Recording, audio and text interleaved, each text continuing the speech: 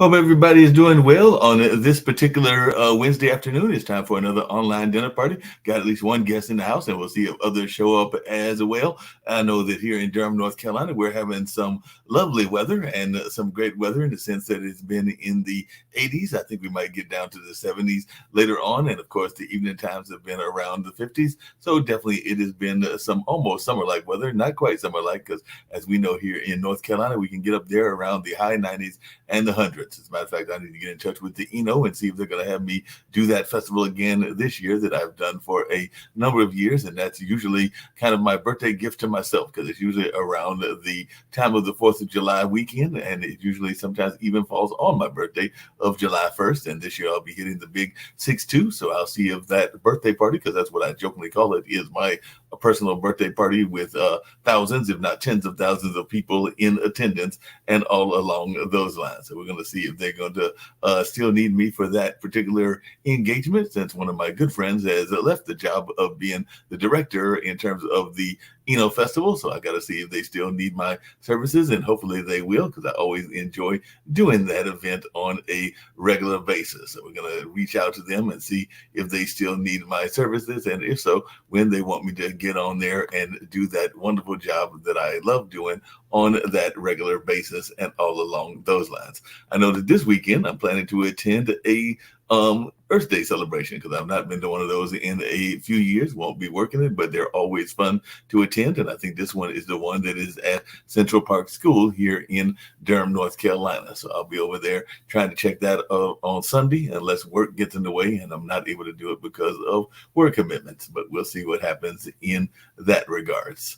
And like I said, the weather's been very lovely here, and definitely folks have been enjoying that. I know that some people have been going to some of the baseball games. The Durham Bulls are in season, and definitely some folks have been attending those games, as well as attending some of the college games, whether it's UNC, whether it's Duke, whether it's North Carolina Central, or some of the other folks, even North Carolina State, that are playing in the baseball. And of course, a lot of folks are getting excited about the basketball season, since we're doing the play-in right now. And after we're done over these next days or two, we'll have the 8 that'll be in there going for the championship on both sides, both the East and the West, and all along those lines. And I was glad that I looked in my mail yesterday when I came home. It was actually sitting on my front porch, and I saw that I got the shirt that I've been looking for, because as many of y'all know, I'm a Marquette grad, and definitely a proud Marquette grad. So they sent me the Shamrock shirt with the Marquette shirt logo and asked me to put that out there. So I put it out there this way, and I might wear a shirt and also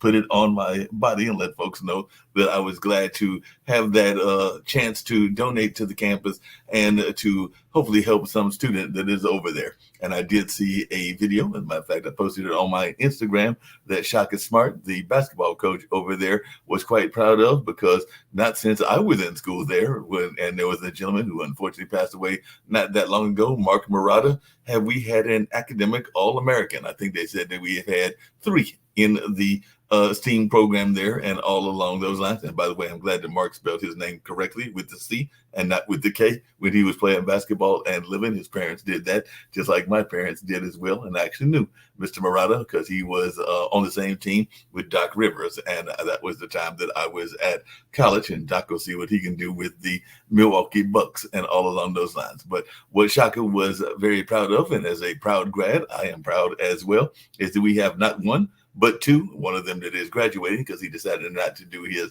5th year because he had that COVID year of eligibility.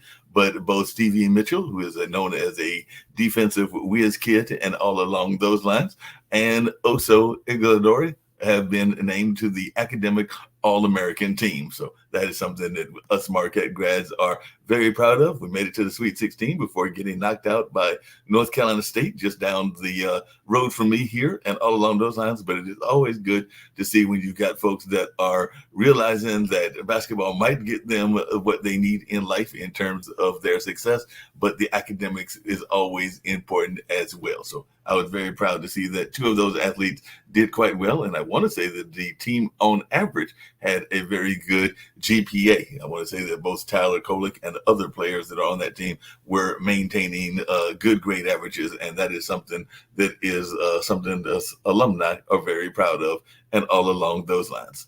So I'm bringing my first guest, that being Jim Boswell, learn a little bit about him, what he's got going on, and maybe he's got some things happening in his world on the weather side. So we'll see how things are treating him where he's at and all along those lines. Because like I said, we've been in the 80s. I've actually got to do a speaking engagement later on this evening on health and history here in Durham, North Carolina. So it'll be me, two doctors, and somebody with the Du Bois Center that's on Duke campus as well. And we'll be talking about some of the history, particularly in the African American community, and how it is going on this particular day, but also how its history impacted some of Black Wall Street, because definitely there were some prominent doctors that were part of that creation that was in the 19th century and all in that space. But definitely it'll be interesting to have that conversation, and looking forward to it in a couple of hours. So yeah, about 6:30 or 7 o'clock here on my time and everything. But how are you doing, Jim? And definitely always glad to have amazing guests. And how is the weather treating you where you are at? Well, I'm coming to you from southeast New Mexico. We're in a mountain valley with mountains around us, and the snow's beginning to melt, and we're having about 75 degrees today and sunny. 75, 75 is So not bad. Like I said, you nothing to can get complain around about. with a little bit of a sweater maybe, but you don't need the over sweater. And I've seen some people with both sweaters and shirts and all along those lines. But this seems like that's good weather for you and all along those lines. It is. I was glad to put my parka away for the year. Say the So park is gone now for the year. yeah, parka's gone for the year. I won't bring that out till November again. So And um, yeah, I've seen you. it's an interesting place. This is a place I retired to, and I looked all around, the Western United States before doing so, and I've been really happy with it. I've been here about 14 years now, Oh, yeah. and clean air, clean skies. If you're an astronomy buff, I mean, we've got all kinds of stuff like that. We have a mountain you can ski on that's 45 minutes from where I live. You can go hiking, biking, backpacking, camping. I mean, it's very outdoorsy. So, kind of a nice lifestyle. Yeah, it sounds like it. I know that you've got this lovely book called Lifelong Fulfillment, and a lot of times people are trying to figure out if they can have a lifelong fulfillment. I know that some people are wondering if they're in the right careers for them, and then there's that always that saying that if you do what you love, you won't have to worry about it because the rewards will come. And it sounds like that might be kind of the notion of your book, and you've definitely had some great careers, everything from working in electronics to being a software engineer type, and even doing some business consulting. And of course, that career of yours in the Navy as well. So definitely tell us a little bit about this book, Lifelong Fulfillment, because I know that there are some folks that they get to a certain age, they're like, have I achieved all the goals that I want to achieve? And can I achieve more of them? Because I know some folks that even in their Yeah. 70s and 80s that are Well, still doing great things. right. Well, Lifelong Fulfillment, the book, we launched this in March. To be quite frank,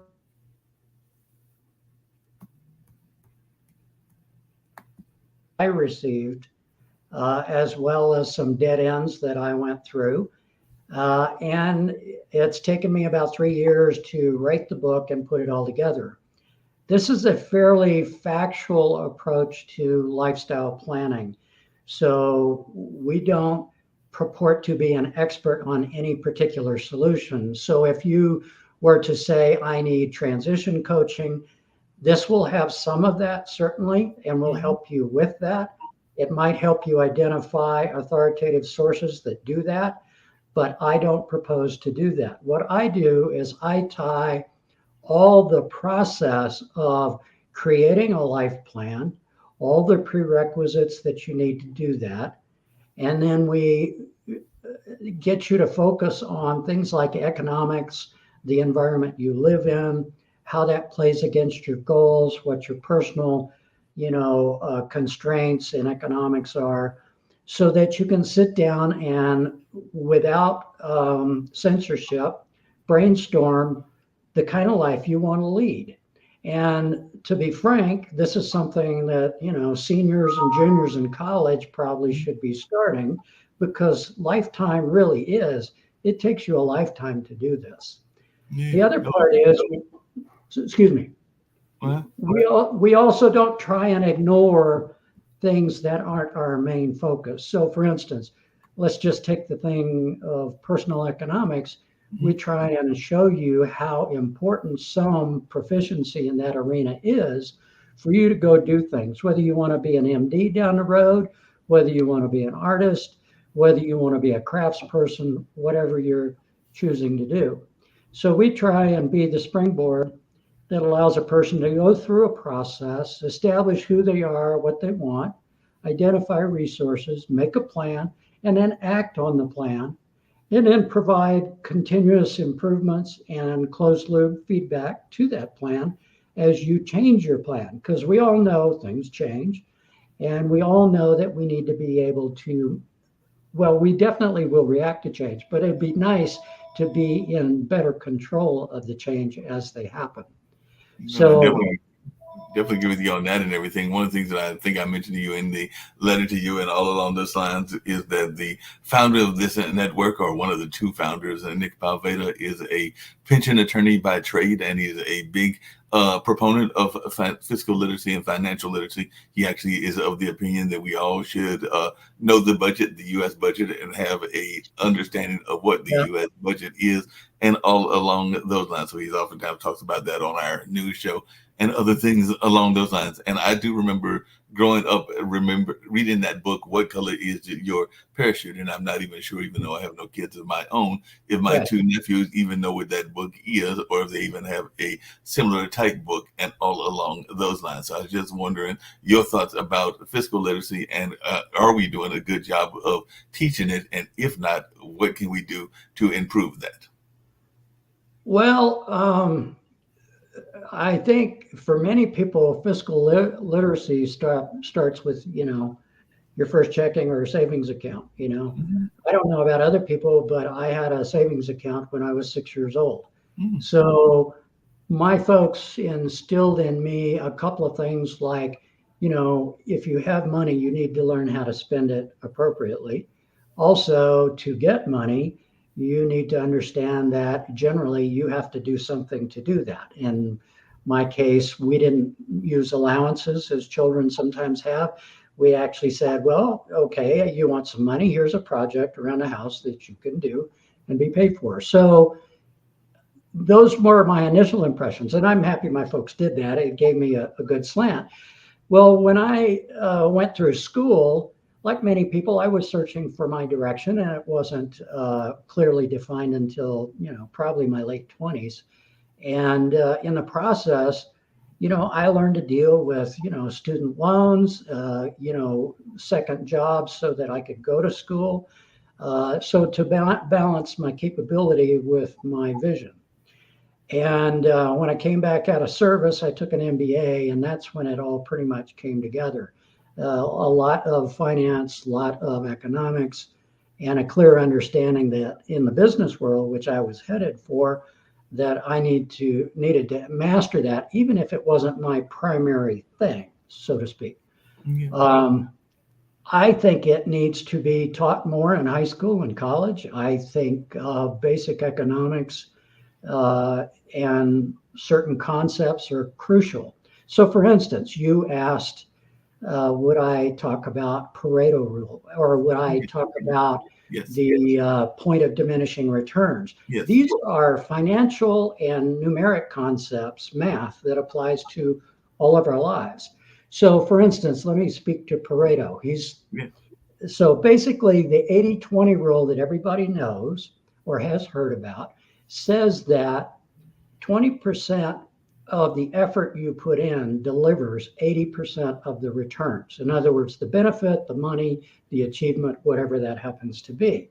The other 80% of your effort is wasted on the 20% that remains to be done. And so the Pareto rule tends to help you distinguish that if I'm going to do something, perfection is not the objective. It is to do the Pareto 20% that delivers the high 80% return. So I use Pareto as opposed to 80/20 in my book. And I describe how it's used because it's a focusing device. Every time you do something, you should be asking, okay, is this the 80% or the 20? Mm-hmm. Is this the point of diminishing returns where my next dollar I put in, I'm not going to get the same return as I did before? So maybe I should be doing something totally different to improve that return. And I use the phrase return on investment. I think that's as important on a personal basis as it is in business at a corporate level, because we only have so many hours in a day. We only have so much health, mentality, energy to apply to it. We really don't have the luxury of wasting it. So these help focus the entire process. So you're never wasting time trying to perfect something. You're moving on to the next high return activity at an appropriate time because you're constantly asking yourself these things. Yeah, that makes a lot of sense. I like that. And I definitely want you to go more into that. But the other thing that I know that I had mentioned that a lot of people are very much concerned about, we hear it a lot in the media. We even hear it from our politicians and a number of other folks. But you also speak quite often about the notion of trust. And I know a lot of people have lost trust in a lot of institutions, including sometimes the financial institutions as well. But as a business person, I would think that trust is the most important thing. But sometimes I wonder about that because sometimes I don't know that even our business people are doing a good job of trying to gain our trust. So I just wondered if you could speak to trust, particularly from a entrepreneurial and a business standpoint, because I do even, and it's not just me. I know some other people get frustrated when they go to stores and don't feel like the stores are necessarily trying to gain their trust. Right. Well, yes, I think our everyday life out there in the world has changed drastically from a point where, yes, we trusted our institutions 30, 40 years ago, I think with much greater effect than we do now. I think there's lots of different causes for that, but I do think, in life between human beings, trust has a major component. If I'm going to invest in your process or your product or your service, it will be based on trust. Yes, the numbers matter, your business plan matters, all of that. But at the end of the day, I won't be running it. You will. So my objective is to either answer the questions I need to have answered to know I can trust you to do that. Or I've got to write a contract, 1,000,000 pages long for every contingency, anticipating, planning for failure, so to speak. I don't like planning for failure personally. I like being able to define trust. So what I've noticed is, as a naive teenager, going to college and whatnot, I had a lot of good input, but not a lot of it could I go back to the source material. Was it quantifiable? Was it a science study? Were there results there?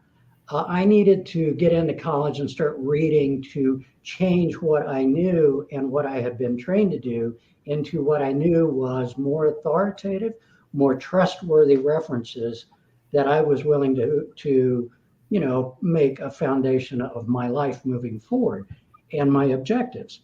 And admittedly, I wasn't perfect at it, but at least I knew that's what I wanted to be doing. And I've been a salesperson. I used to sell to Hewlett Packard, AT&T, Apple Computers, stuff like that when I was doing semiconductors. And one of the key components there is absolute trust that they're betting their career, their individual career, they're betting their product, and sometimes they're betting their company on the high-tech solution that you're going to supply them. And they want to know for a fact that you are basically vertically integrated into their success. If they got a problem, you got a problem. And I imagine you probably learned a lot about that trust. Also, I did not serve in the military, but I have friends that served in the military, and I'm actually involved with a organization that uses a talent show to do a lot of veteran advocacy work, because we actually use the Apollo model and take winners up to the Apollo Theater there in New York. But the reason Captain Newborn, and yes, that is actually his first name, not his rank, because he didn't serve in the military either, but he is a advocate of the military and is definitely a big fan of the military, even though he does address some of the injustices that veterans have had when they have come out of the service. But I imagine that that notion of trust is also important skill that you learned as a Navy person as well. Because I'm thinking that even though I didn't serve in the military, I have friends that served, including my cousin, and I do know that trust is vital within the military. Yes, it was. It was considered a point of honor that your word was your bond, and that you're not going to lie to anybody, that you could be trusted to do your job, and other people's success and even livelihood and life depended upon you doing what you had promised to do, or what you're chartered to do. Um, I've run across recently in trying to market into the veterans community, which of course I'm a member of, being ex-Navy submarines. And what I've found is their attitude these days is we trust somebody who's been a vet, but it doesn't go beyond that. So you sort of see that reflection of, well, I trust my shipmates, but the world at large, I'm not so sure about. Yep, I can see that and everything. Just the shipmates, but maybe not the world at large and everything. What? Because one of the things I said I was going to mention to you, and all along those lines, is how do we determine who we trust? Because a lot of times we are going to, of course, mostly trust our family, even though sometimes that can be raised in question depending on what kind of family you came from, and all in that space. I know that I definitely trust my mom and dad because I have a great deal of respect for both of them as well as for my younger brother. But not everybody has those kinds of backgrounds and everything. So I just wondering on how do we determine on who we trust and why we trust them. Right. Well, if you look at it from, let's take it from an academic standpoint. If we grow up with whoever we happen to wind up being family to, right? We're not in control of, the level of education, empathy, objective knowledge that they bring to being parents and running a family. That would be true of us today, myself included, had I a family. And so a lot of those traditions we used to rely on family traditions moving forward generation to generation. And, these are typically what Daniel Kahneman, the Nobel Prize winning behavioral psychologist, called system one brain things. They're directly tied to your emotional makeup. They're directly tied to, evolutionary psychology, which is about keeping you whole and healthy. It's about your ability to survive, flight and fright reaction, things like that. It's about your parents' notion, maybe more than your own, about what's right, wrong, or gray area, or what religion counts or doesn't count, or whatever. Well, what I found is that as an adult, I wanted more surety than that. And that goes through to the book, Lifelong Fulfillment, because we don't rely on emotion. We try not to rely on single point expertise where I'm going to get you all energized, incentivized, and motivated to do something. I'm going to give you 8 rules, but I'm not going to give you a process by which you're supposed to come back and evaluate or prioritize those rules, or look at your performance against those, or improve on it, and at what point in your life are those all appropriate. That's what I call a single point solution. And there's lots of them. There's experts out there that can solve these problems. But if you don't tie all of these disciplines together and they're not fact-based, in other words, they're not about unfounded opinion, then how do I credit? When I can say, hey, this is a PhD, they've done research, and here's the results thereof, and I can read it, I can internalize that and say, okay, I agree or I disagree, and here's a reason why. If you tell me just based on your gut and or your emotions that certain things are right, I can't do as good an analysis. I can't bank on it quite as much. So we've driven our idea about trust into, you're looking for authoritative sources, people that are not depending upon their system one brain, they're on their system two, which is about facts. It's slower, it's more detailed, it is more comprehensive. It's something you can read and either agree to or not. In other words, it's not hidden. I don't have to take anything on faith. And I also don't have to get inspired and then subsequently frustrated because this authority has not told me how to implement it. That's what lifelong fulfillment does for a point solution, is it ties it all together. So there's some continuity. So here I can say, I know who I am and what I want from psychology. I know what my economic situation is and what my goals say I have to do from an economic standpoint to realize those goals. And what is my definition of success? Is it just a good feeling, an emotional good feeling? Or it is, hey, I wrote a plan, I set tactics in place, I did the work, and this is the results. Some of them good, some of them not so good. And I've revised and improved throughout my time doing this to where I have continuous improvement working for me. So if I have a weak spot, I'll get there ultimately, but it may not be a high priority right now today. So I can do that too in terms of prioritizing. You mentioned something else that's a word that I know a lot of people are very big on. I try to be big on it as well, but sometimes I don't know that people understand the word, even though a lot of people use it and everything. And that is the concept of empathy. Because I sometimes think that people think they have empathy and they may not have empathy, but I definitely try to be empathetic toward many folks, including some of those that are less fortunate and all along those lines. So I just wonder if you could talk about empathy and its importance within the business community, because I do sometimes think that it is not given as much credence in the business community as it probably needs to. But I was just wondering your take on the importance of empathy. What I found with empathy, at least if I go back to when I was directly in business and either selling or marketing or whatever, what I found is, yes, I probably tried to have as good a sense of empathy for a customer's perspective as I could possibly have. And of course, I also had the same for my boss and my own company internally. And I was always looking for solutions between the two. But to be sure I knew what that empathy, whether that empathy was correct or not, I asked questions. Or I would hear them say something, and then I would go back and say, okay, so what I heard you say was da, da, da, da. Is that right? And I gave them a chance to verify my gut and their statement against what they really think. And so I turned empathy into fact. And I really appreciate that approach.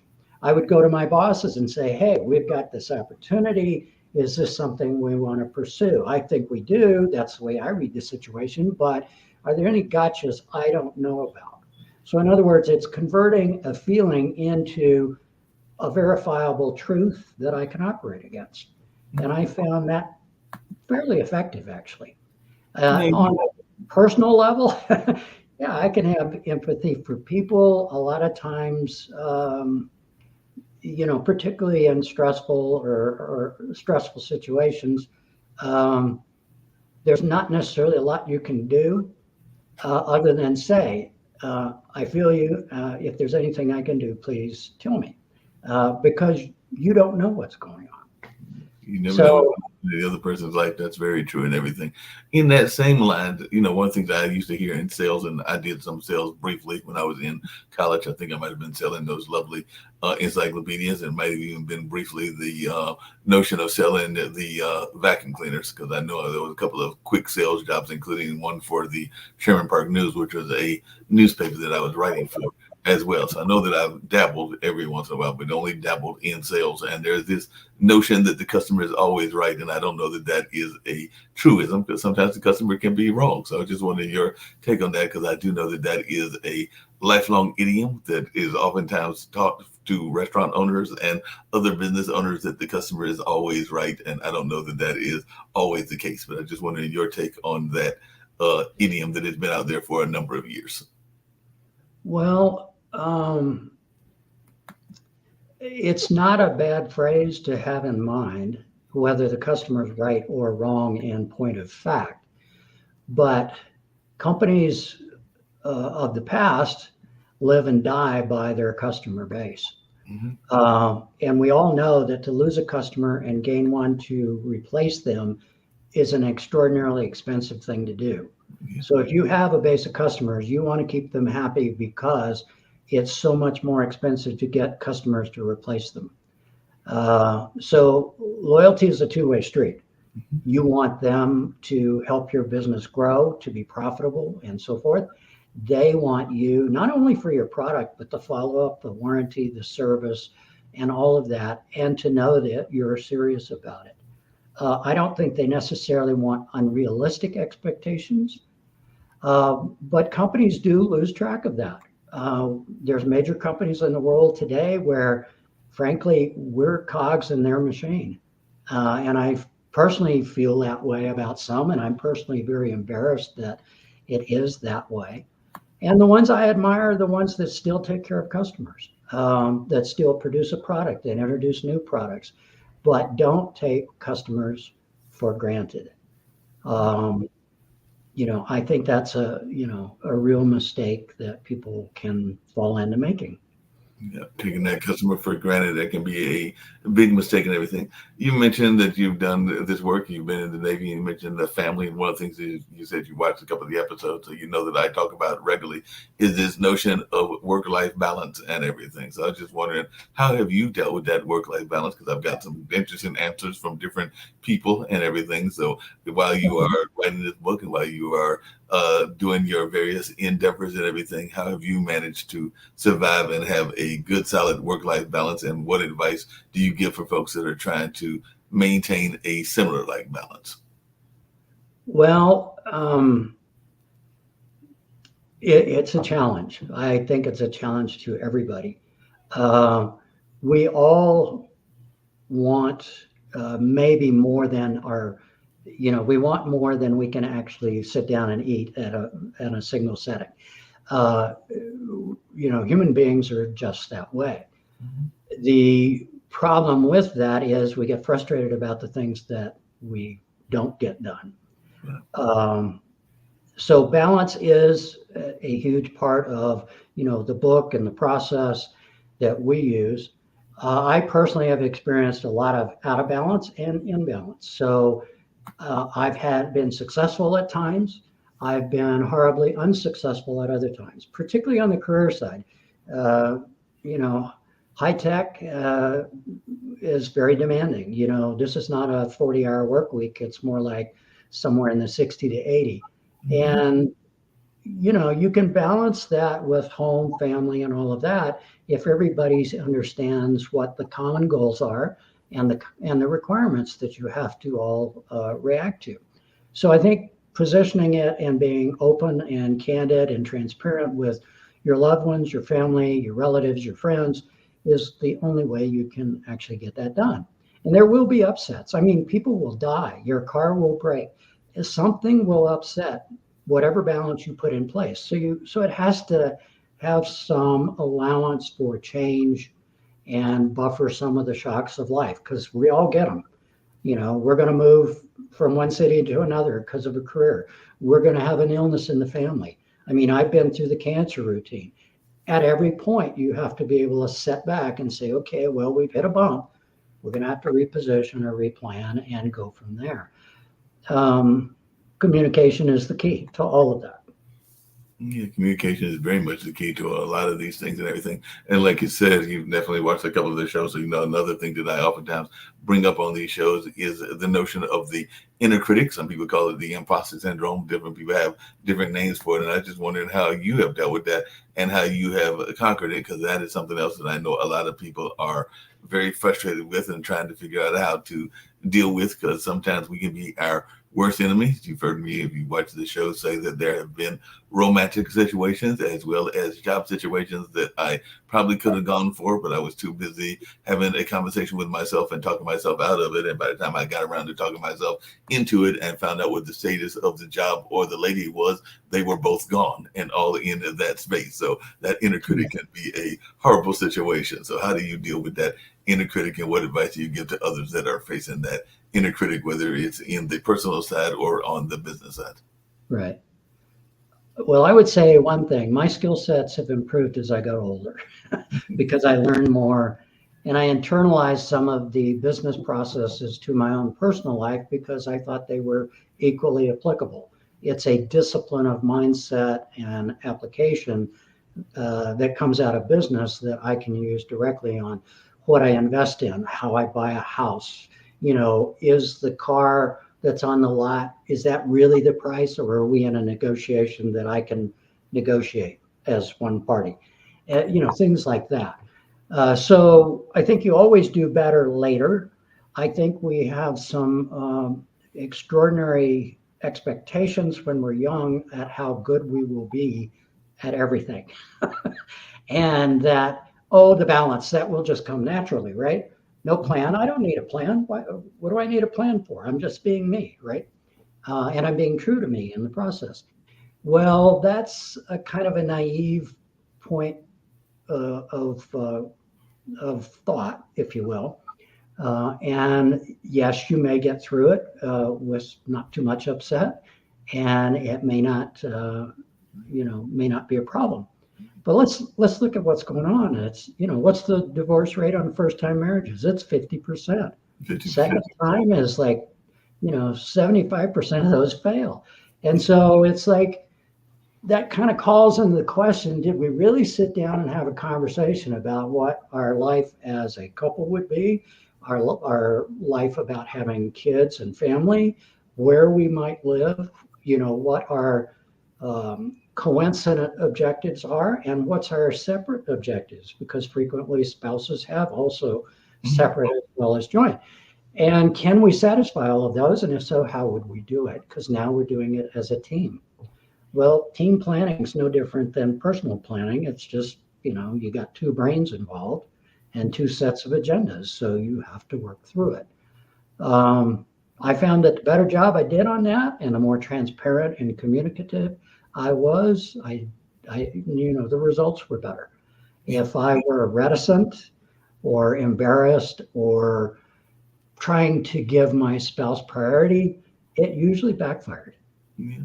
And those agendas can change as well, because one of the things that you hear, speaking of that divorce rate, is that this notion, and sometimes the religious community isn't always the biggest person on that, because they think that they are supposed to be growth and growth together. But one of the biggest reasons that you hear people saying that they are divorcing or even separating if they are dating is that they have grown apart, meaning that they have gone in a different direction. So yeah, a lot of times there isn't a notion of planning into how you will adjust if the person is going in a different directions, because that oftentimes is what I hear people, because like I said, I've never been married, but my brother was married twice and is now engaged and has been engaged for a number of years, but they're having some health concerns. So both of them, so who knows when that wedding will take place and all along those lines. But definitely I do know that in the first two, there was probably some growth that took place that neither party was expecting, and that caused the demise of those two. And I've seen it with friends as well. So definitely we can grow apart whether we want to admit that or not.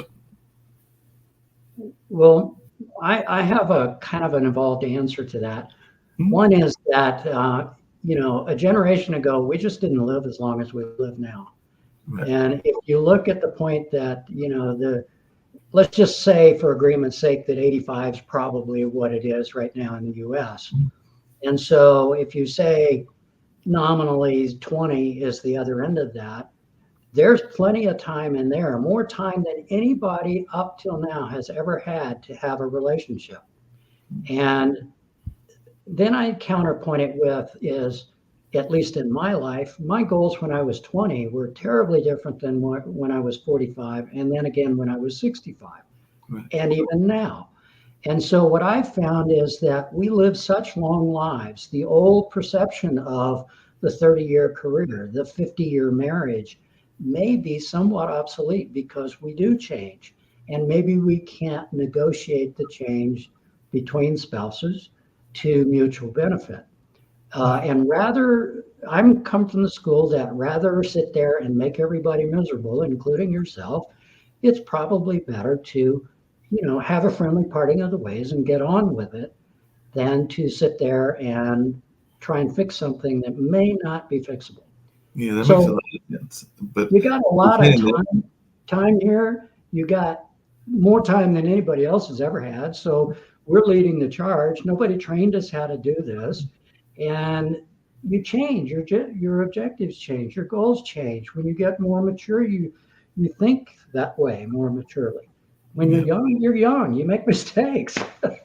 No, you definitely make mistakes when you're young and everything, but you brought up something else that I hadn't thought about, and that's that notion, but it is very much true that in one part of our lives, definitely those of folks that were born in the 40s and even those of us who were born in the 60s, there was a lot of this notion of being in one job and in one job forever and a day. And yes, there are a couple of jobs that I've had for a long time, including the Cultural Arts Center that I work for and all along those lines. But there are many folks that are not spending 15, 20, sometimes not even 5 years in the same company, and they're bouncing from company to company, and in some cases even starting company to company as well, because there's a very much of an entrepreneurial spirit. But maybe one time you decide to open a restaurant, the next minute, to your art analogy, you decide to open a art store, and we know that those can be two different types of businesses, but they might be where their heart is taking them, and all along those lines. So I just wondered if you could speak to this notion that maybe the society has changed in that sense too, because there was a time, particularly in my grandfather's age, and I would even argue probably my great grandfather's age, when everybody was on one job and they were in that job forever until they got that gold watch. Right, right. Well, my dad, in case of, in point, did his 30 years of federal service. So he got the benefit of that concept. I found that my interests led me more to stretch my capabilities, and that these kinds of jobs were not permanent 30-year jobs in anybody's company. So I did a lot of changes. I went from the service, I went to companies where I might spend anywhere from 5-7 years to a couple. I did startups. I learned at each stage something new that I wanted to do, or a product I wanted to be involved with, or a process I wanted to master. And that ultimately led to where I'm, a vice president level and director level responsible person in the company. But I was building credentials all along the way. They were all interrelated. So I wasn't, the one you just mentioned seemed kind of like it was a little difficult to say the one skill set fed the other opportunity. Mine were more leveraged in that respect, in that I brought skill sets where I didn't have to relearn that at the new company, but I was learning something different. And I didn't get stuck on the idea of the gold watch. In fact, famously, Jerry Sanders, who ran Advanced Micro Devices at one point, had a box of gold watches at a sales conference. And he said, if you came here to work to get the gold watch in the 30 years, come up here and get it. And he threw the box of gold watches on the stage. Nobody got up to get a watch. We were all there for the long haul, and we were all there for making AMD everything it could possibly be. And so it's a different thought process. It really is. It definitely sounds like a different process.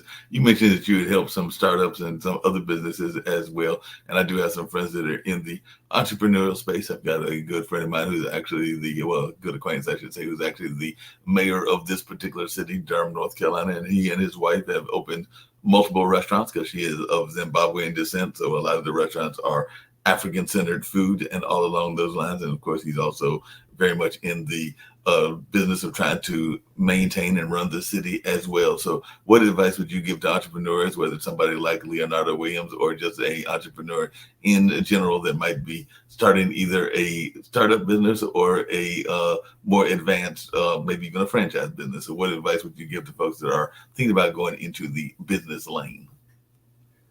Entrepreneurs, the vast majority of them are not dyed-in-the-wool business people. So any entrepreneur that wants a better chance of success, if he or she doesn't have those skills, they need to engage those skills. They need business plans. They need financial help.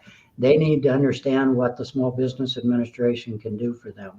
They need to get certain training. Whether you're having to give away shares of the company to get this. In other words, it's an equity position as opposed to cash outlay. That's the details of getting that help. I love entrepreneurs. They're a lot of fun, but there are certain disciplines that they need to execute better to be more successful and to sustain themselves at a fairly low level of expense early on before they mature and go public and really drive the business. And there's going to come a point where they're driving the business where they're also going to be a little bit out of their depth, because now they've got employees, they've got an HR function, they're borrowing money, they're maybe building something or leasing a new building. These are not things that entrepreneurs are trained to do. So again, smart entrepreneurs know when to ask for help. The ones that say, I will build it and they will come, I admire their inspiration. I question their ability to deliver. Along those same kind of lines and everything. Mark, you there? I'm here. It's actually multitasking. It's always fun multitasking. And all in that space, if you hold on one second, one of the things I was curious about and wanted to hear your answers is one of the things that I know people oftentimes talk about is this notion of business plans. And you mentioned that earlier. So how important is it for people to have a business plan? Because I know some people that will say it's not as important as people sometimes think it is. Well, Mark, as a small business consultant, business plans were front and center. I also used to offer a diagnostic for any business and would put them in the SIC code and show them who is doing better than they are already and where they might find room for improvement. Beyond that, the business plan spells out everything: how you're going to grow, what your initial timelines might be, the resources that you're going to go to venture capital or private equity for, and what it's going to take you to do the business. There's multiple ways to launch a business. Many of them are partnerships. Many of them are venture capital funded. These days you can do private equity raising. You need to understand that. And if you don't, you might accidentally set yourself up for failure. Because one of those operational issues, which you really don't want to deal with because you're the entrepreneur of the product or the service, it'll come up to bite you and could conceivably cripple your company. So I'm a pretty firm believer in it. I don't necessarily say it has to have all the academic points and positions covered, but if you went and looked at that and said, I don't have an answer for that, then that's a point of knowledge. You don't know. And that says that, okay, well, but I'll solve that in 6 months. Well, if the rest of your business plan says you'll survive for 6 months, that's okay, right? You'll get it done. It will become important enough at some point. But to blindly launch into stuff, I'm sorry, I've grown to a point where I don't think I would have done that in my younger years, and I know I wouldn't do it now.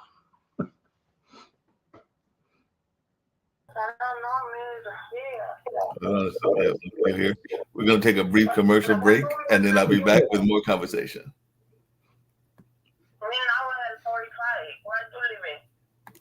Hold on one second. Brief commercial break, and then we'll be right back and everything. So hold on one second once I get to my commercial break and all along those lines. So I think we'll go with this one. Are you looking for money-saving strategies for your business and personal finances? Are you tired of working hard every day with little or nothing to show for it? Contact Prosperity Financial Services, LLC right now for your free financial consultation. Call now to reserve yours today. 804-349-8600. 804-349-8600.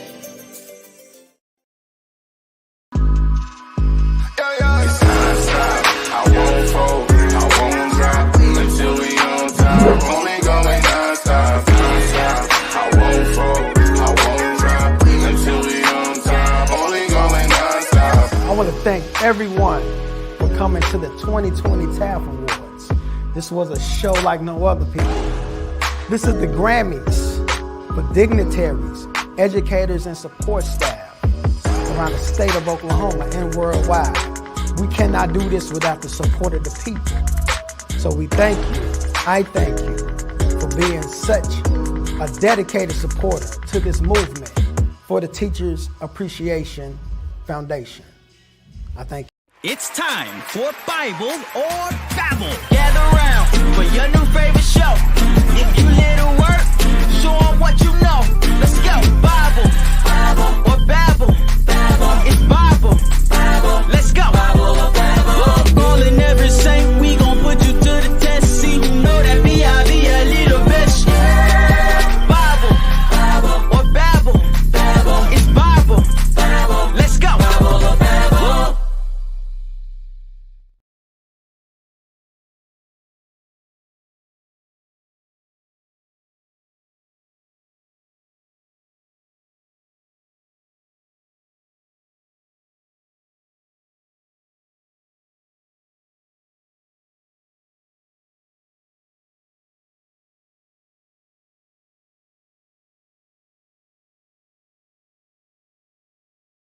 Into cars.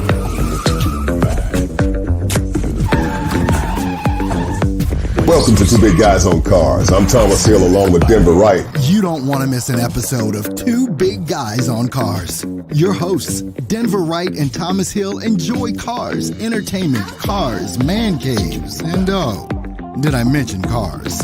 Denver and Thomas review interesting cars owned by you, their viewers and fans. Got an amazing automobile? They'd like to put your car on TV. Visit them online, watch their shows, and see their merch at www.twobigguys.com. That's the number 2. www.twobigguys.com. Thank you for joining us this time. Until next time on Two Big Guys on Cars. Life is like a roller coaster. You never know what's coming next. Have life's events caused you to give up on yourself? You may have realized that time passes quicker than you expected, and you can no longer avoid your truth. Do you feel like giving up? In The Bounce Back, Dr. Taz explains how her life went off track, the damage it caused her mental and physical health and goals, and how she is now taking care of her needs. Get advice from Dr. Taz on how to properly care for yourself. The Bounce Back from Dr. Teresa A. Smith. Available now.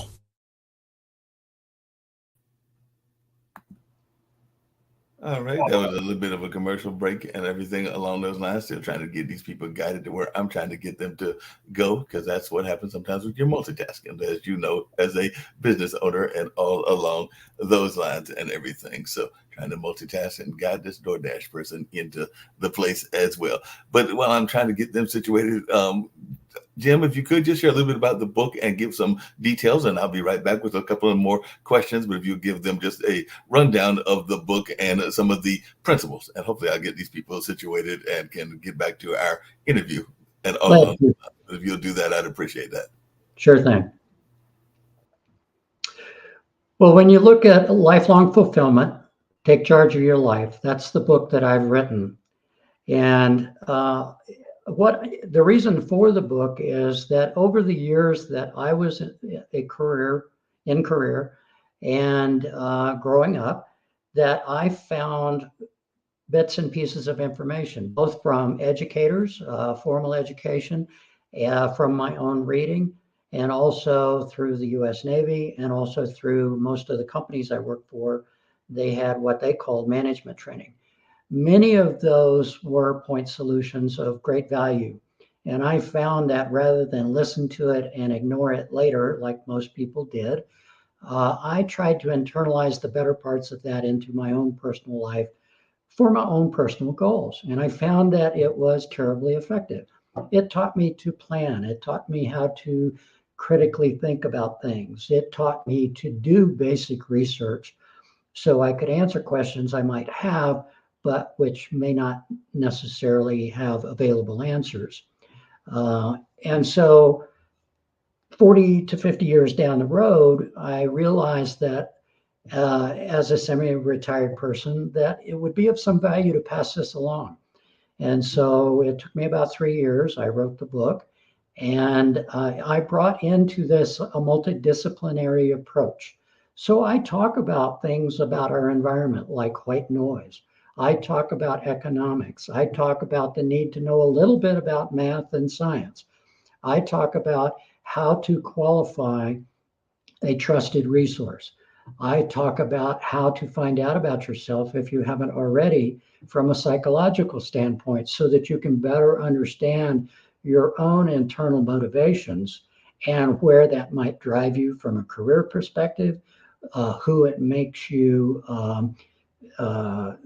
compatible with, if you will, both for friends and family, and try and tie all these disparate and siloed applications together with a process that says, hey, I can brainstorm what I want to be and where I want to be so many years out, and what it will take me to get there, and what kind of resources I have to bring to bear, and what kind of sacrifices I might have to make, and what kind of things I need to figure out along the way. So continuing education becomes a very clear part of that whole thing. This process teaches us how to reach talented experts and to use their wisdom so that we are not caught reinventing it or wasting time chasing it. We define a way to identify trusted resources so that you don't have to start doing that. Much of this information is on our website, lifelongfulfillment.com, and there's a bibliography there based on where you're at in your life. There's a bibliography that's generic. Almost all of the bibliography also has aligned podcasts that cover each subject. So if you're audiovisual as opposed to sitting there reading a book, you might enjoy podcasts better. The whole point is to hand this kit of tools and processes into every individual's hands so that they can plan to enjoy and have the best life of their most wild dreams. It's not without work. It's not a foolproof. It's not a 100% solution, because new point solutions come on all the time. Some of them are great. Some of them are just okay. Some of them are inspirational, and that's nice, but it doesn't really help you move through the process as well. And so that's what we try and do, is provide that background and the backbone. In addition, we have Vision in Action Live, which is a podcast focused on this entire process. And we invite point solution experts and people who are living self-directed lives onto the podcast so that we share some perspectives of people in life doing what we're talking about, or people who have solutions that could be of real value to the audience. So in essence, that's the way it works. So conceive of this. What happens if you said to right now today, hey, I'm just not really sure about what I want, where I want to go, and so on and so forth? Well, one of the things we do is help you get through defining who you are, what you want. We help you brainstorm that. We help you deal with lack of support, the economics of that, and so on and so forth. We do ask you to suspend prior influences. In other words, your upbringing, what your teachers told you, the institutions, you want to just let that sit still so that you can focus on yourself when you're doing personality assessments, especially, and let your true self speak out. This is your one chance to do that with yourself. And it is all about you. So you're not trying to satisfy your parent, your spouse, your children. Yes, they're a factor in your reasoning, but it's really about, at the core, what do you feel? What do you want out of life? How do you define it? And there's 3 levels of happiness. You could be just plain happy. That's the middle of the Maslow's hierarchy of scale. You could be fulfilled, very near the top, or you could be what's called the rich lifestyle, which leads to real wisdom. And that's at the very top. So you decide those.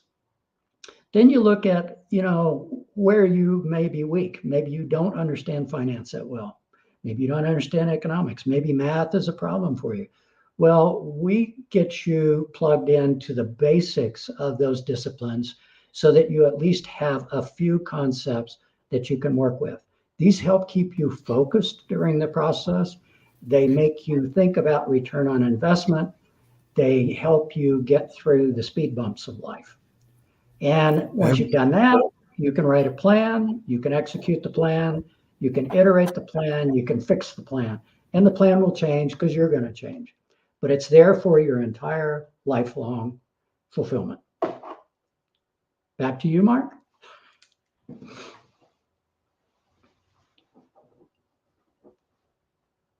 So one of the things that we think you wind up with if you follow lifelong fulfillment is at the end of it, you wind up with a self, yourself, that you really know. You really know what you want.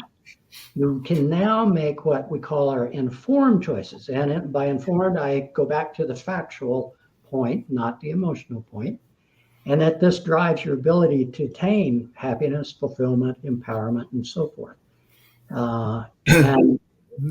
And so this is what the offering is all about. Sounds amazing. Sounds like an amazing offer. I just had a moment of that kind of space that we were talking about empathy and all along those lines, because I had made a DoorDash order, getting some groceries as well as getting some food that I'll eat later.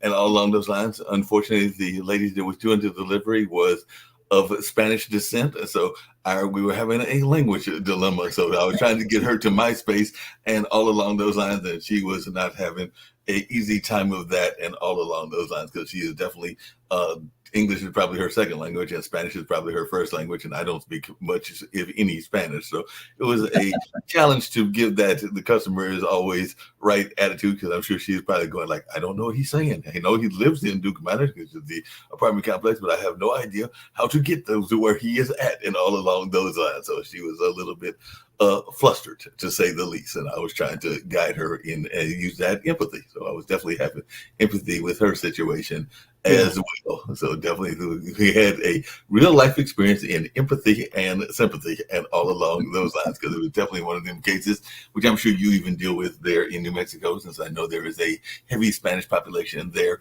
even more heavy than it is here. So sometimes if you're getting orders, they don't always understand what you're saying if you're speaking English, if Spanish is their primary language, and all along those lines. So it was an interesting experience. So sorry about that, Jim, but definitely I knew that you could handle it with all of that great knowledge and everything. One of the things I hear people talking about a lot of times in general, and I'd love to hear your thoughts about this, is this notion of resets. And I know that a number of people, yourself included, have reset their life. I know that even my dad, who is a well-known local artist here in Durham, North Carolina, he actually got involved in the art space.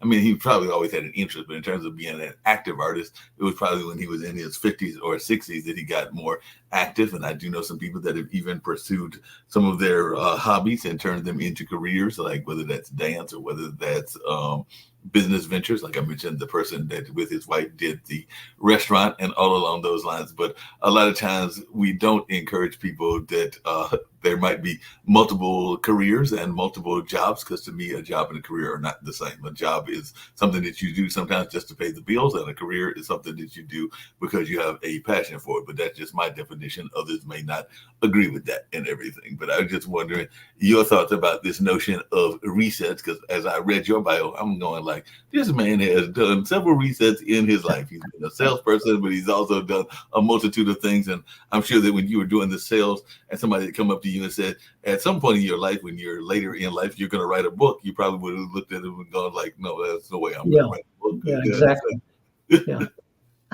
Yeah.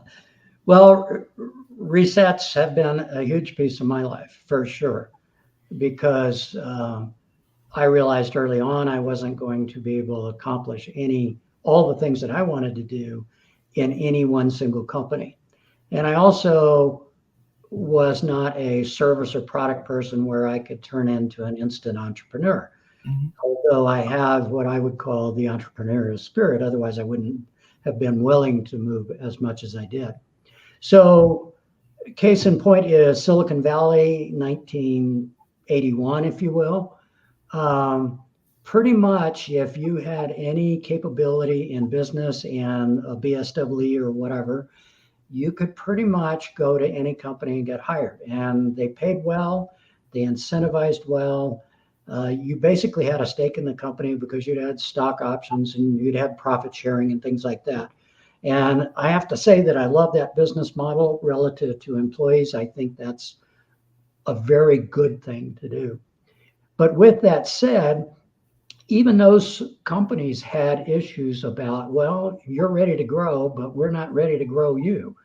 And so, or you've mastered this, but we're not so sure you can go master that.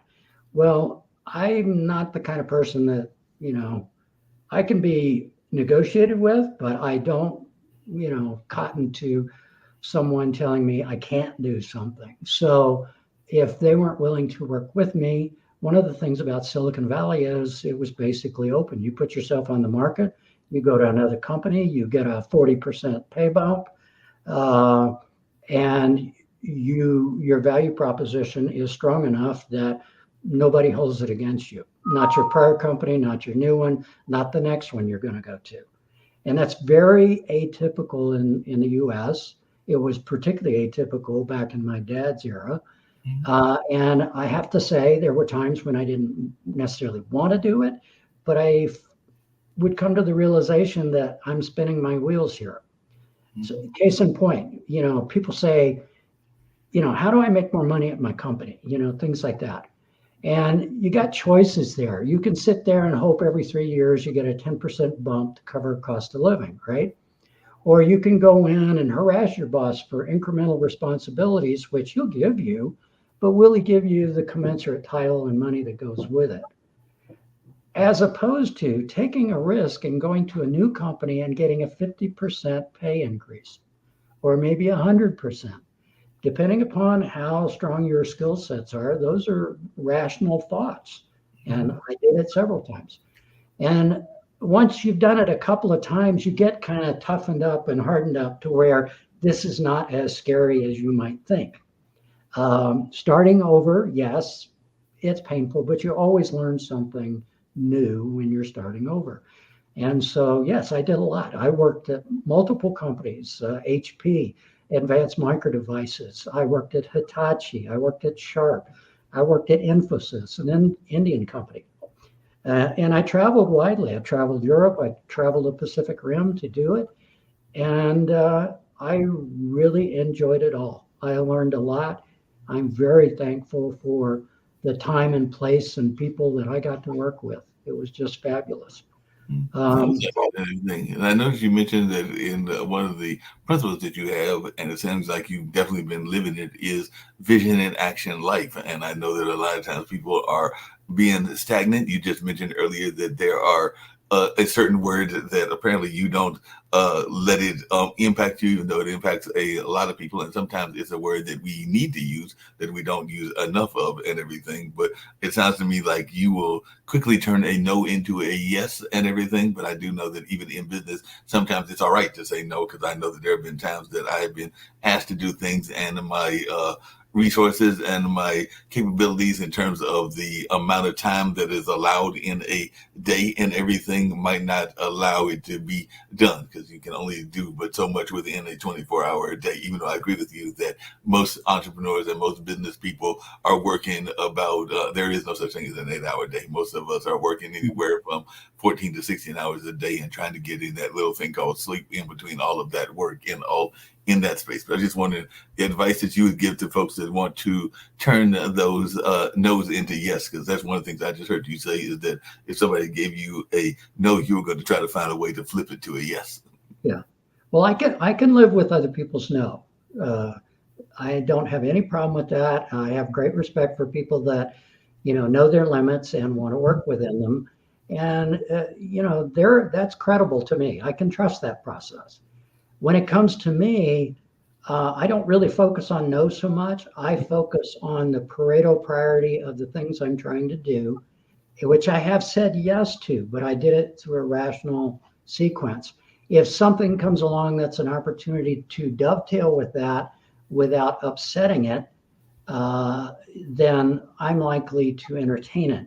If it's likely to drag me away from my priority scheme, at this stage, I probably would say a polite, well, I can't do it now, maybe in the future, but if you need to do it, make a decision right away, then you should probably just proceed without me. If it's major enough, of course, I would give a fair hearing to something that would say, Jim, you need to reset your entire set of priorities because this is such an opportunity. I would listen to that. I wouldn't say yes or no without due consideration, but I certainly wouldn't turn, a deaf ear to someone who wanted to talk about something like that. Well, speaking of deaf ears and everything, and one of the things that I've dealt with, and I'd love to hear your answers around this, is that we all have our own visions, our own things that we want to do, and all in that space, and particularly in the entrepreneurial lane. And we do know that sometimes people will try to co-opt your dreams and your visions for theirs. And I'm not saying that you can't support your friends in their endeavors and all along those lines, but I have seen some people that will sometimes want to have you dedicate your time to their vision, not thinking as to whether it fits into your own vision and all along those lines. And I'm sure you had dealt with that as well. And I was just wondering how you address that, because I'm sure that there were, even with those companies, that there might have been people that wanted you to devote a lot of your time to their vision, not thinking whether it was in alignment with your own vision. Well, that is true, without a doubt. I tend to look for reciprocity in things. If somebody wants my help or wants something out of what I'm doing, I'm willing to talk about it. I'm not willing to sit back and play some game about, well, you want to wheedle your way around this on a no-cost basis, and I get nothing out of it. No, that's not a conversation, not a partnership. It's not a trust relationship in my view. But, if somebody wants to do that, I'm all about reciprocity. I have no problem with that. I can always find something, I think, in what other people are doing so as to create a reciprocity situation. But I would never ask anybody to do something where I'm shortchanging them. That's just not me. I either got to pay them or reciprocate in some fashion, but I'm not looking for a free ride. So. Yeah. And unfortunately, you do have people looking for free rides and everything. I know that even in my space, in the terms of entertainment and all along those lines, that sometimes people will want the musicians to play or do an engagement, and sometimes they love using this term of you can do it for the exposure. And I'm not saying that exposure isn't a legitimate concern, but sometimes if you've been in the business for 20 to 30 years, I think you're past the exposure stage and all in that way. But definitely they will still sometimes sing that song, and they'll also sing the song about one form of art being more important than the other. Because I do know that sometimes if it is a art festival, then they may not pay the musicians as much because they are feeling that the art is what is driving the festival and all along those lines. So that's one of the things that I sometimes get frustrated with, not all the time, but sometimes. So I'm with you. I believe in reciprocity, and I think that everybody should get paid their fair due. You wouldn't be asking your doctor to give you a kind of like a friends and family plan and all along those lines. So I don't think you need to do the same with some of our creative people as well. But that's just my personal assessment. Right. Well, I'm familiar with what you're saying. I live in an artist community town, and there's a bit of that in terms of how they see things. So it's kind of interesting. Can't say that I have a solution for it. Yeah, like I said, it is a different type of business, and definitely there are different rules for the different businesses, and you have to learn those different rules and how to make them work for whatever you're doing and everything in that space. I kind of alluded to it earlier, but if there was somebody, not so much the entrepreneurial business, but somebody that was just wanting to go get a better sense of their finances. Because you mentioned, and I also remember having I think it was a savings bond when I was young that my might have been one of my grandparents had, and all along those lines, and it definitely served its purpose. I think it might have even got me some extra money when I needed it. I don't have it now and all in that space. But what advice would you give to folks that have young people in order to make them more fiscally sound in this particular era and everything? I'm thinking that my brother may still be giving my nephews an allowance, and I do remember the age of the allowance and everything. Right. So do you think an allowance is a good thing, or what advice would you give to folks that are wanting to get their young people engaged in being more fiscally sound? Well, process-wise, I think the better way with young people is to reflect the way the market works, if you can. In other words, you don't get something for nothing. You don't get dollars in your pocket just for breathing. So if you tie something to it, like, it's okay to say if you made an A on your report card, you deserve some recognition. If it's dollars, that's okay. But that's an agreement you come to so that there is a dialogue between recipient and payer, and before the fact, hopefully. One of the things I like is for people to just sit down on a blank piece of paper and say, okay, how much income have I got coming in? And income can be more than just money. It might be money. It might be reciprocal favors. It could be, used equipment. It could be any number of things. And then below that, you say, okay, what are my expenses? How much do I have to pay for my ice cream? Therefore, how many ice creams can I have before the next time I get paid, right? Or I want to go to summer camp for a week and I want to pay half of it. My folks have offered to pay the other half. Where's that money going to come from? Do I need to go wax cars to get it done? Do I need a part-time job, doing something to accomplish that goal, where I'm actually patting myself on the back at the point where I've done it, I've got the money, and I'm on the vacation. That's great return, I think. And if you take that forward, say 10 years, well, then that's something that you put in a more formalized, what the business community calls an income statement. It's income minus expenses, and then there's your net disposable worth, right? And at any point in time, a college age, young adult should know that.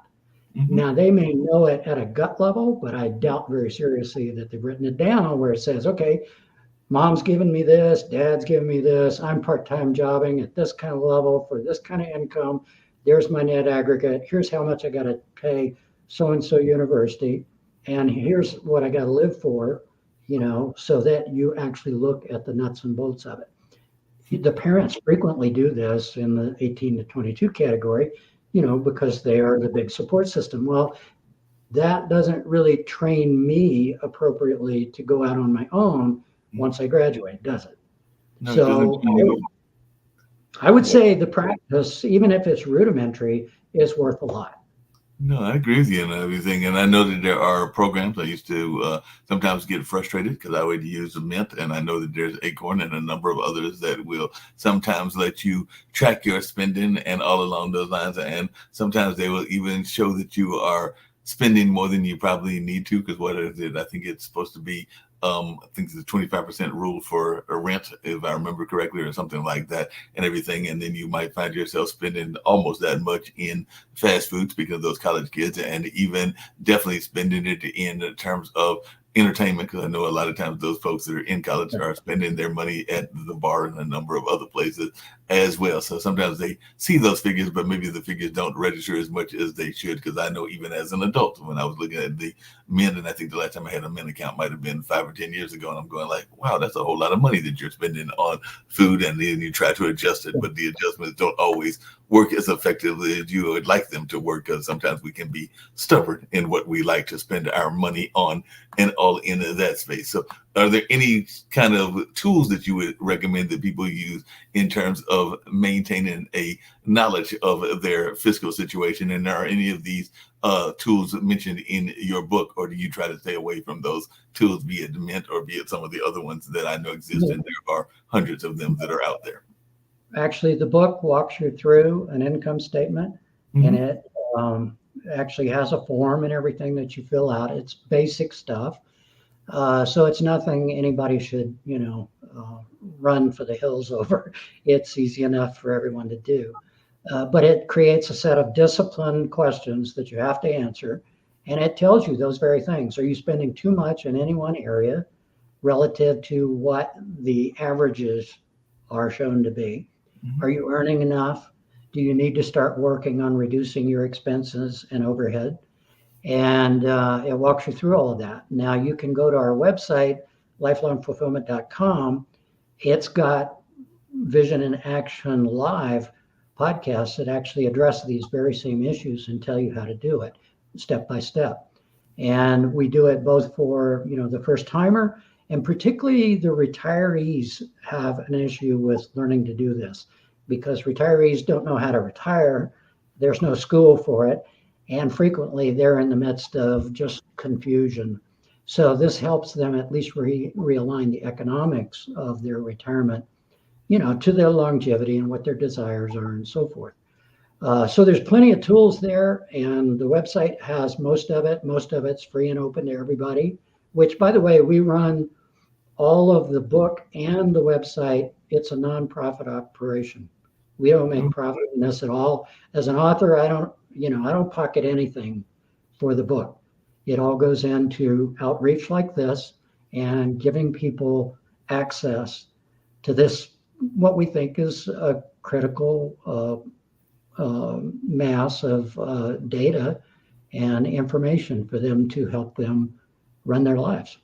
Sounds good. And like you said, I know that retirement people oftentimes will sometimes have a significant amount of money. I know that my mom was fortunate. I think my dad as well, that they've got a good amount of nest eggs that they saved, because mom was actually the first president of the Golden Leaf Foundation, which was one of the organizations created by the tobacco settlement money. So I know that she's got a pretty good windfall from that, as well as these Smith Reynolds, which he worked at before then, and Dad has definitely been a professor at the UNC. I think also did some work at Duke as well. So definitely they have some windfall, but I do know that sometimes that can even get drained, because a lot of times family members, myself included, might be needing crisis management, because sometimes crises happen and you got depend on whoever you can find to help with those crises. And sometimes those that are better off are willing to help because they are better off. So that is definitely something that I know that I've even dealt with on occasion as well. So that I'm not going to be one of those people that is afraid to ask, because like I said, if you don't ask, you won't know whether you're going to get it or not. So that's one of the things I believe is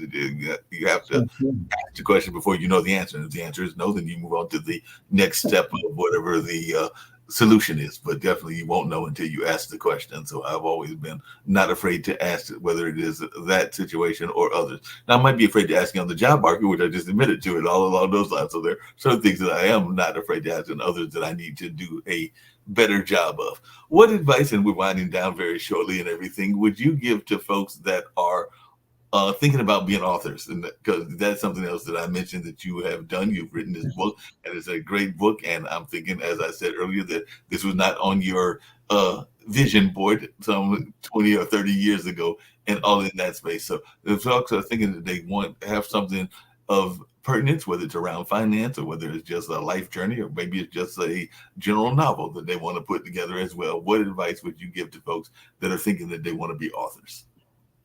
Well, authorship these days is a complicated thing.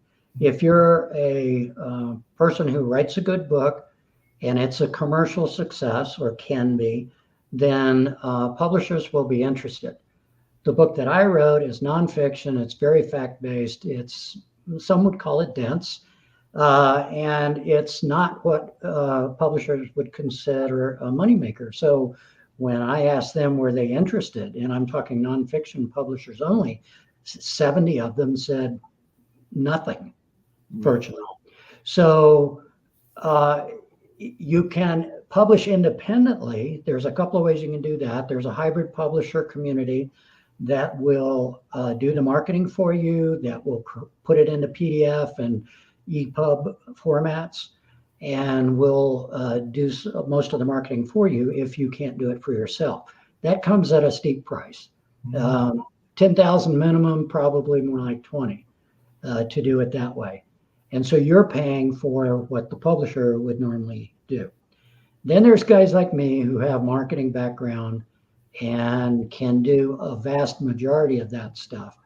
And so I'm totally self-published. The only help I've hired is I've got a company, Westbine, out in the central coast of California that's been doing social marketing for about 20 years. And so he's an old friend of mine. We work together on my podcasts, my distribution, and stuff like that.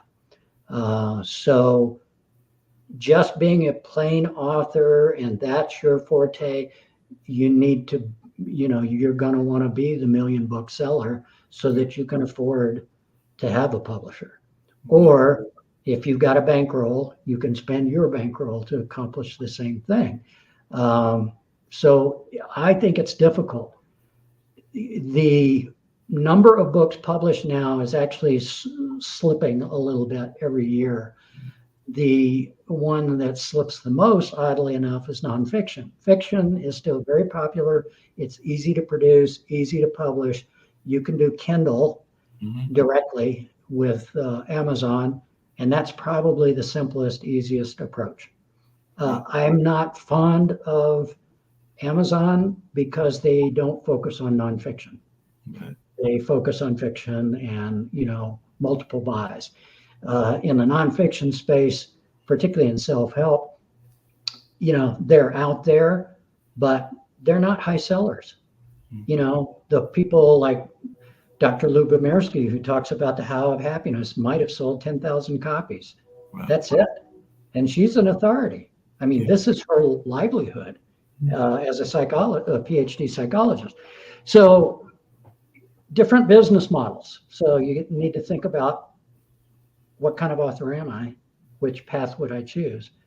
And there's some bumps along the road in which you learn, what you're good at, what you're not, what you need to do, what you can get away with, and to be successful. So I never thought I'd do a book, to be quite frank, but what I wanted to deliver to the public at large couldn't be done any other way. So I'm a book and I'm a podcast now. You're a podcaster as well and everything, and definitely you've got that great podcast, so folks can check that out as well. As we're heading out the door and everything, one thing I get everybody to do on this show, as because you watched a couple of these episodes, and like I said, sometimes it's a one-on-one, sometimes we get multiple guests. Today was more of the one-on-one dinner party, and all along those lines is the notion of what message that you can get to, that you would like to get to, and everything, and a message of positivity that you would like to share. And if you'll tell our audience how they can reach you, and also how they can get in touch with you either for the book or for the podcast as well, because I am definitely a fan of supporting fellow podcasters in this space, whether it's on Pod TV or just in general. So if you'll tell folks how they can reach you in any message, because we are heard on Pod TV in multiple countries and all along those lines, so any message of positivity that you would like to share with our global audience. Thank you. Well, I would say, our focus is everybody deserves the opportunity to live the life of their dreams. And without the tool set that we offer, it's difficult to go it alone. What Lifelong Fulfillment does is give you the tools.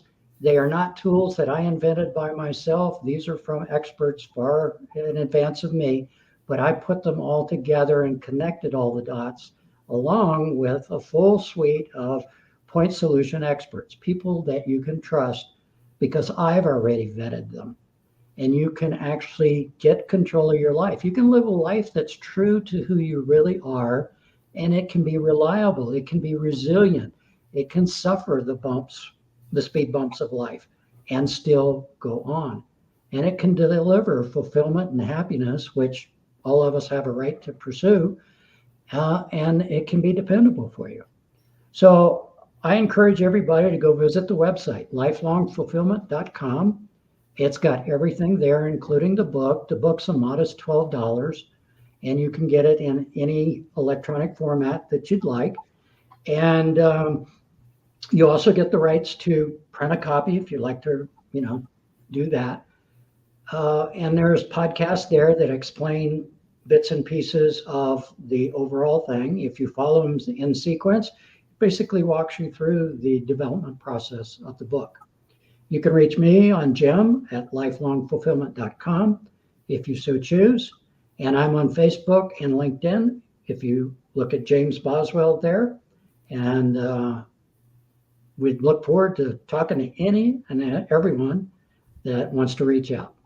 Well, it sounds great and everything, and we're going to get on out of the door. That is a positive message. I hope folks will get there and check out this book. I know that I'll be trying to check out the copy as well. And right now I'm going to torture Jim with a commercial that I run regularly, which is a vegan dessert. It's run by a vegan dessert company and all, and it's based in Raleigh. And every time I play this particular commercial, I'm going like, that can't be vegan. It looks too good to be vegan, and all along those lines. But it is a young lady out of Raleigh, and every time that I see this items that she has created, I'm going like, that can't be vegan, because that just doesn't seem fair for it to be vegan, and all along those lines. But hopefully I'll get Jim back on another one of our shows, whether it's this particular dinner party or some of our other shows as well. But I have thoroughly enjoyed our conversation, despite the little bump that I had with the DoorDash people and all along those lines. But definitely learned a lot, and hope to learn even more from Mr. Boswell, and definitely had a great conversation. I'm sure that you always get asked, because that's what I meant to ask, whether you were related to the famous Boswell that was in the acting community and all in that space. Well, there was a James Boswell that wrote The Life of Samuel Johnson, and yes, distantly related, believe it or not. But Okay. Thanks for having me on, Mark. I really had a great time.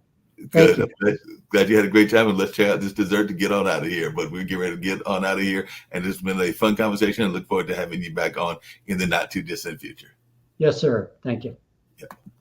Hi, my name is Maria Jones, baker and owner of Very Vegan, a premier mobile bakery specializing in putting a plant-based spin on some of your favorite desserts.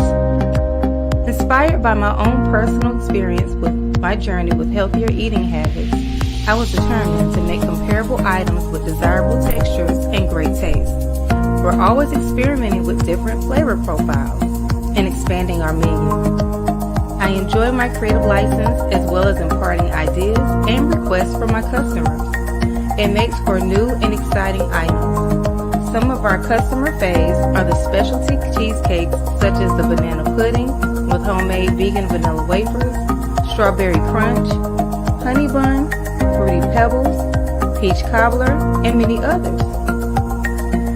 We also offer moist, rich cupcakes, delectable cookies, decadent brownies, and scrumptious pound cake. Discover how amazingly delicious vegan can be. I am available for orders, or you can purchase my items exclusively at the Black Farmers Hub.